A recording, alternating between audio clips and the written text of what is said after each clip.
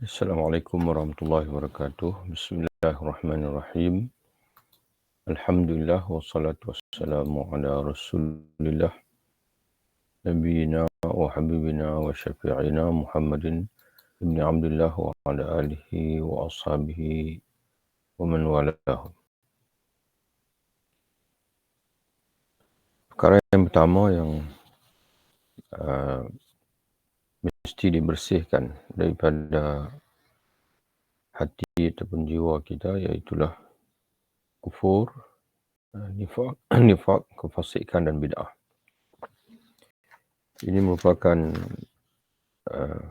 penyakit yang pertama dari 11 penyakit yang disenaraikan oleh pengarang kitab kita ini untuk dibersihkan, dan mesti dibersihkan daripada hati ataupun jiwa kita. Pertama kali kata dia, kata pengarang kitab kita ini, pertama kali manusia harus mengerahkan upayanya untuk membersihkan jiwanya dari kekafiran kepada Allah dan Rasulnya. Dan apa yang dikategorikan sebagai kekafiran kepada Allah dan Rasulnya seperti mengingkari aksiomatika agama. Ini terjemahan kepada al-ma'lumat min ad-din bid-darurah, yang mengingkari perkara-perkara yang sedia diketahui, dia sedia diketahui dalam agama ini, yang bid-darurah, mana dengan tanpa perlu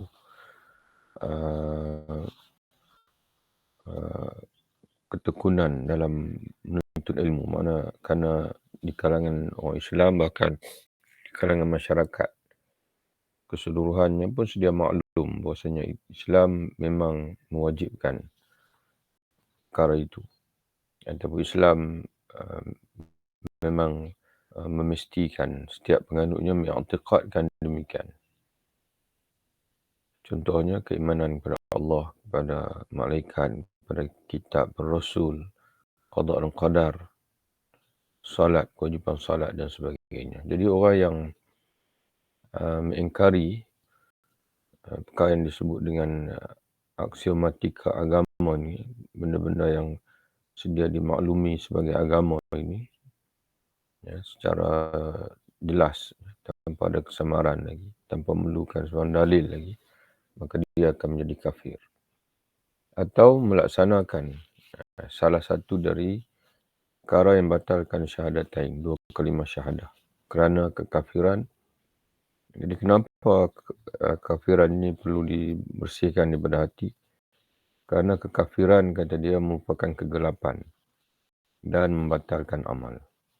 Kegelapan, zulumat, dan kekafiran akan membatalkan amal. Kemudian membersihkan jiwanya dari nifaq. Baik nifaq nazari, konsepsional, ataupun nifaq i'tiqad, keyakinan, atau amali, nifaq dari segi amalan. Nifaq nazari ialah bahawa keyakinannya tentang hakikat Islam bertentangan dengan penyataan keimanannya kepada Islam. Ini nifaq dari segi i'tiqad, iaitu seorang yang menzahirkan penampilan sebagai Muslim, namun hatinya masih lagi kufur pada Allah dan juga Rasul. Itu nifaq nazari, nifaq i'tiqadi. Nifaq amali iaitu memiliki akhlak orang-orang munafik dalam memberikan loyalitas kepada orang kafir. Kesetiaan, muwalat, terjemahan kepada muwalat. Mana dia memberikan muwalat atau kesetiaannya kepada orang kafir. Walaupun zahirnya bersama orang Islam, tapi hatinya, kesetiaannya masih kepada orang kafir. Dia tidak setia kepada Allah, Rasul dan juga orang beriman.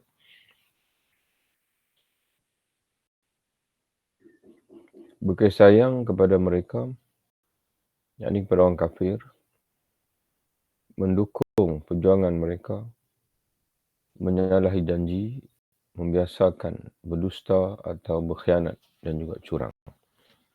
Ini akhlak munafik yang disebut oleh Nabi SAW dalam hadisnya.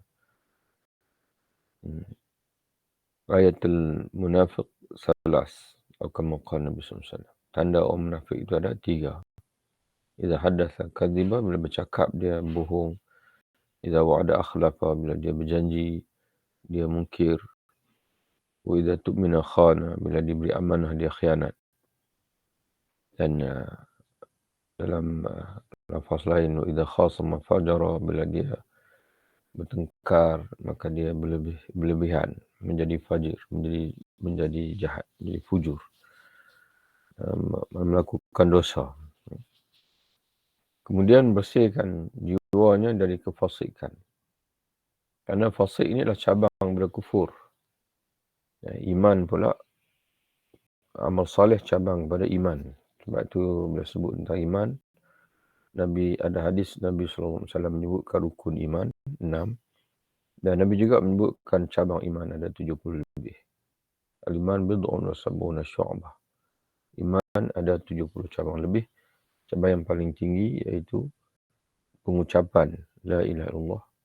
Dan cabang yang paling rendah, membuang sesuatu yang menyakiti dari jalan. Dan salah satu dari cabang iman kata Nabi adalah al-haya. Al-haya syu'batun minal iman.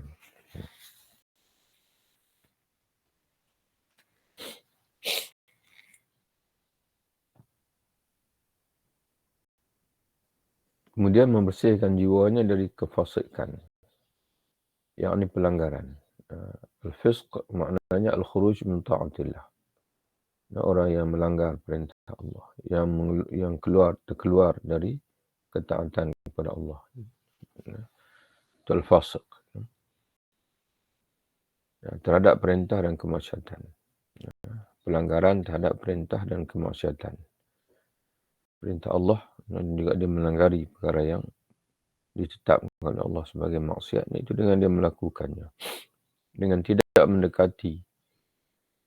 Bagaimana kita nak bersihkan jiwa daripada fasik? Iaitu dengan tidak mendekati berbagai larangan, tidak menyalahi berbagai perintah dan menjauhi berbagai perbuatan keji, baik yang lahir maupun yang batin. Maksiat zahir atau maksiat batin.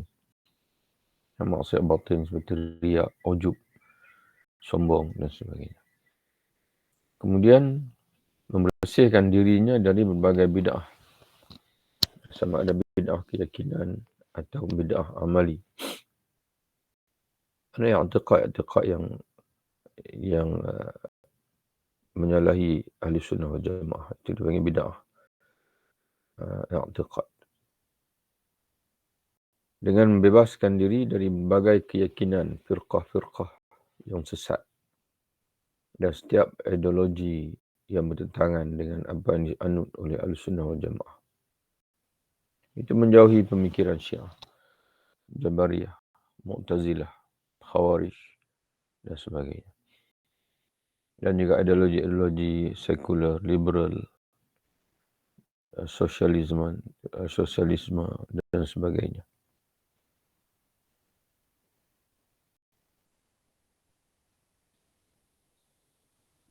Dan bebaskan diri dari berbagai bid'ah amaliyah. Bid'ah amaliyah ialah amal perbuatan yang tidak dibolehkan oleh para imam mujtahid. Barang siapa yang mengikuti fatwa salah seorang imam mujtahid di kalangan Ahlussunnah wal Jamaah, maka tidak boleh dikatakan bid'ah. Jadi sebab itu tidak ada bid'ah dalam masalah khilafiyah. Para imam berbeza pandangan dalam masalah para imam beza pandangan dalam masalah kunut sebagai contoh. Dalam masalah menjahar ataupun mensirkan bismillah. Jadi mana-mana orang berpegang dengan salah satu daripada qaul imam mujtahid ini, tak boleh kita anggap, dan kita pula berpegang sebalik, berbeza dengan dia, tak boleh kita anggap dia melakukan bid'ah semata-mata amalan itu berbeza dengan kita, dan dia pula kita tak boleh menganggap dia bidah, dan dia pun tak boleh menganggap kita bidah. Kerana bakar itu adalah berkhilaf, di mana setiap pandangan yang berbeza itu menjadi pegangan dan pandangan para imam mujtahid. Jadi begitulah kita. Tak perlu kita bertegas, tak perlu kita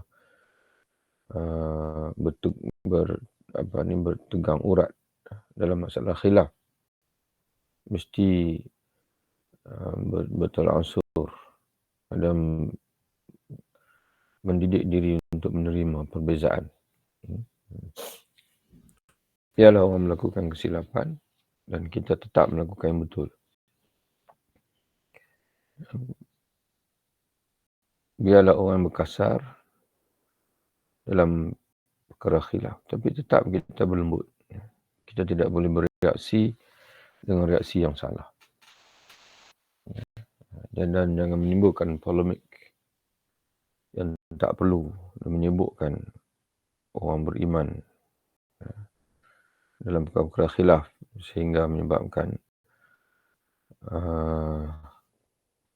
terungkai ikatan kasih sayang di antara sesama orang beriman. Ikatan kasih sayang itu wajib, menjaga persaudaraan itu wajib. Adapun perkara khilaf itu perkara yang makna pulanglah pada setiap orang itu mengikut pengajian masing-masing. Barang siapa yang mengikuti fatwa salah seorang imam mujtahid di kalangan Ahlussunnah wal Jamaah, maka tidak boleh dikatakan bid'ah. Dan barang siapa melakukan amal perbuatan yang tidak memiliki landasan dari Rasulullah SAW dan para sahabatnya juga tidak dibolehkan. Imam mujtahid, maka itulah disebut bid'ah amal yang wajib ditaubati. Jadi sebab itu kita sebagaimana kita jelaskan tadi, selagi ada pandangan mujtahid, maka tidak boleh dianggap sebagai bid'ah. Walaupun di sana menjadi tidak jadi masalah kalau kita ingin belajar muqaranah, melihat siapakah di pandangan mujtahid yang ramai itu, mana pandangan yang lebih dekat dengan Quran dan Sunnah, itu satu langkah yang baik. Tapi tetap kita perlu mengiktiraf pandangan-pandangan yang ada. Dan pada yang sama, tidak boleh bermudah-mudah untuk kita membenarkan perkara baru sehingga akan tidak ada langsung para imam mujtahid yang menyebutkan pandangan itu. Itu satu perbuatan itu. Jadi kerana itu, tuan-tuan sekalian, bid'ah ada dua jenis ikut jumhur ulama. Bid'ah hasanah dan bid'ah dhalalah atau bid'ah qabihah. Dan untuk mengklaim satu itu bid'ah hasanah, bukan semua orang. Bukan orang awam boleh klaim. Mesti ada pandangan mujtahid. Jadi tidak semestinya suatu amalan itu kelihatan baik lalu kita boleh labelkan dengan bid'ah hasanah. Mesti mendapatkan pengesahan daripada imam mujtahid, ulama yang mu'tabar. Sebagai contoh, anda pernah baca dalam kitab Mughni al-Muhtaj, Al-Imam Al-Khatib Asy-Syirbini, dalam masalah orang yang sujud.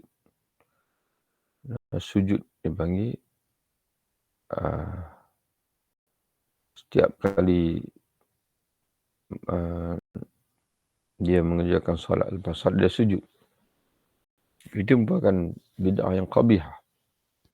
Bid'ah yang menyalahi. Tidak boleh dikatakan dengan bid'ah hasanah. Kerana dalam fiqh ini, sujud ini hanya ada tiga. Yang pertama adalah sujud tilawah. Yang kedua sujud syukur. Yang pertama sujud dalam solat. Yang kedua adalah sujud tilawah. Yang ketiga sujud syukur. Dan sujud syukur ini bukan untuk semua nikmat. Sebab itu tidak ada para ulama pernah fatwakan bahwasanya lepas makan saja terus kita sujud. Orang tanya, "Kenapa kamu sujud?" "Oh, saya baru dapat nikmat makan tadi." Tidak. Kata ulama, sujud syukur ini adalah bagi nikmat yang baru, nikmat yang bukan nikmat yang berterusan. Nikmat yang sebelum tidak ada, kemudian ada, diberi oleh Allah. Jadi kita perhatikan, ada orang yang dia sujud setiap kali lepas sembahyang, dia sujud pula. Orang tanya, sujud apa? Dia kata sujud syukur. Ada satu lagi sujud sahwi. Sujud sahwi pun sabit dengan nas. Setiap kali lepas dia sembahyang, dia sujud. Kita tanya, sujud apa tu kamu? Dia kata sujud syukur.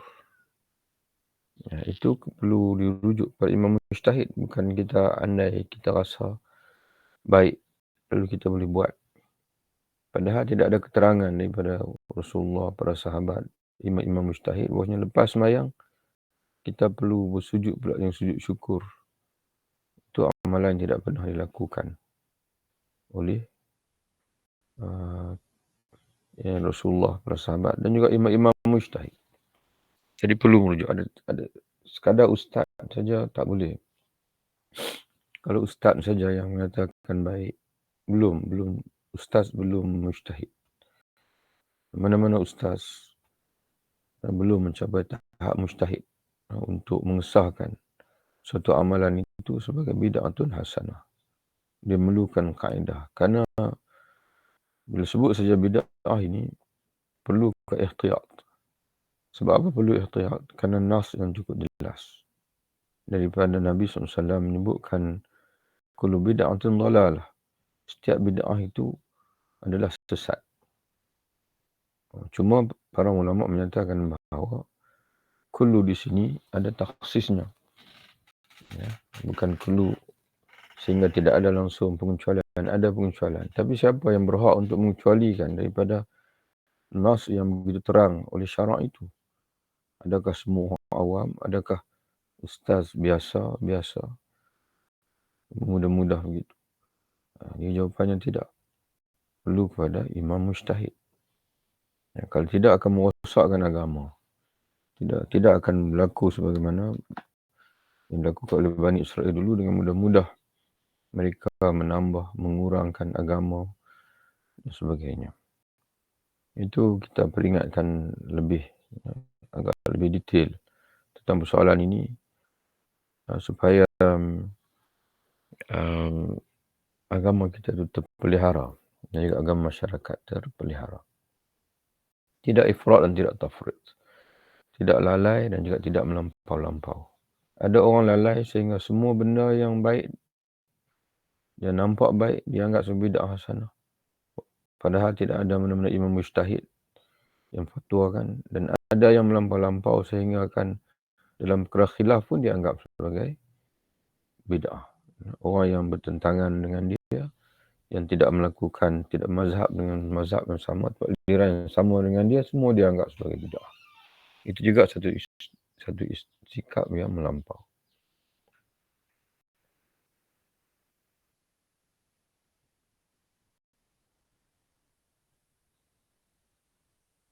Dan barang siapa melakukan perbuatan yang tidak memiliki landasan dari Rasulullah dan para sahabatnya, juga tidak dibolehkan.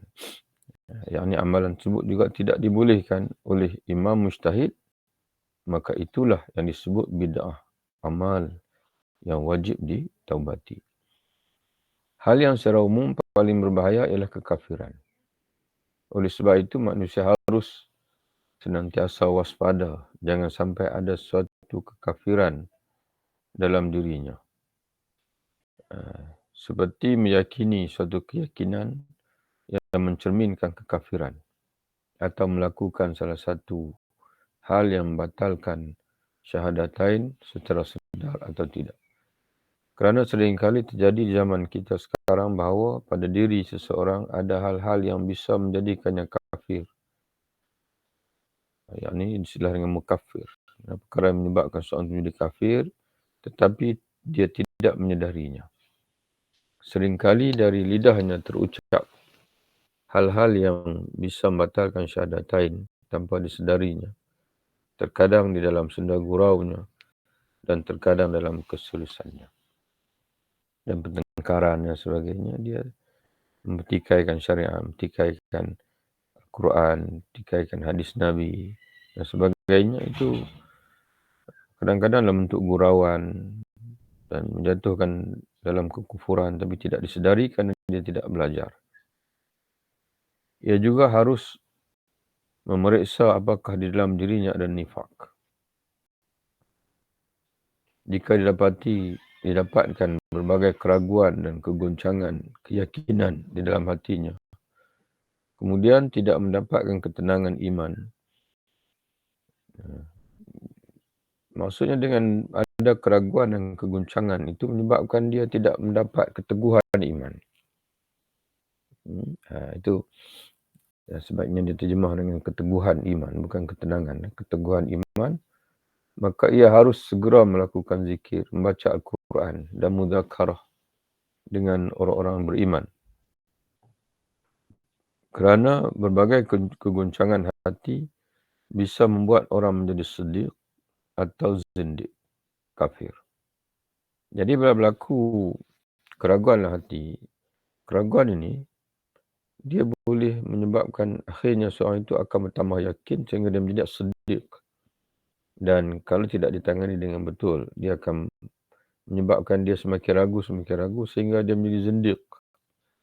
Zindiq ini adalah munafik. Orang Islam, masih Islam, tapi zindiq ini adalah orang yang masih Islam, tapi dia dah murtad. Dia dah terkeluar daripada Islam tanpa dia sedari. Dalam keadaan masyarakat masih menganggap dia Muslim, tapi sebenarnya dia telah menganut fahaman-fahaman, anggapan-anggapan yang menyimpang daripada akidah Islam yang menjatuhkan dia ke dalam kancah kekufuran. Dengan berkonsentrasi terhadap Allah, muzakarah dengan orang-orang beriman dan pertemuannya dengan mereka dapat membuatnya menjadi siddiq. Jadi dapat dengan daripada keraguan itu akan menambah keyakinan sehingga dia menjadi siddiq, orang yang benar iman dia, keyakinan dia benar dan amalan dia pun selari benar dengan keyakinan dia. Sedangkan pergaulan dengan orang-orang jahat dan rosak bisa membuatnya menjadi zindiq. Di samping itu, ia juga harus senantiasa mewaspadai munculnya akhlak orang munafik dalam berbagai perilaku dan perasaannya. Jika didapati rasa kasih sayang terhadap orang kafir atau loyalitas kepada mereka, yakni kesetiaan kepada mereka, jika dia mendapati bahawa dia masih ada sifat sayang kepada orang kafir, atas kekafirannya bukan atas dasar dia ada hubungan keluarga dan sebagainya, tidak. Atas kekafiran orang itu, contohnya macam dia kata, tak apalah mereka kafir pun sama juga, semua agama mengajak kepada kebaikan, semua agama mengajak kepada Tuhan. Jadi itu ucapan-ucapan yang menafikan kebenaran Islam. Di mana Allah menegaskan dengan secara tegas dalam Quran, inna dina indallah, inna sesungguhnya hanya sahaja agama di sisi Allah itu adalah Islam. Atau dia memberi kesetiaan kepada orang kafir.